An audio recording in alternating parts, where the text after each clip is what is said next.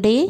ఇప్పుడు నేను దగ్గు, జలుబు, ఆయాసానికి ఒక చిట్కా చెప్తున్నాను, వినండి. మిరియాల పొడి, కలకండ, ఇవి నవ్వుబోతు మిశ్రీ అని కూడా అంటారు. ఈ కలకండని పటిక బెల్లం కూడా అంటారు. ఇది సమాన భాగం అన్నమాట. పొడి చేసి పెట్టుకోండి. ఒక హాఫ్ స్పూను ఉదయము, రాత్రి హాఫ్ స్పూను తిని కావాల్సింటే గోరువెచ్చని నీళ్ళు కొద్దిగా తాగాలి అన్నమాట. రెండో చిట్కా వచ్చి అల్లం రసము ఒక స్పూన్ తీసుకోండి.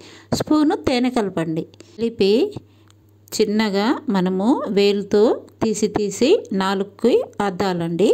అది సపరించాలండి.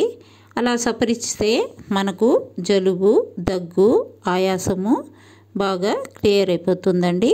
ఈ చిట్కా మనము అనుభవపూర్వకంగా చేసి మీకు చెప్తున్నానండి. లైక్ చేయండి, షేర్ చేయండి, సబ్స్క్రైబ్ చేయండి. థ్యాంక్ యూ అండి.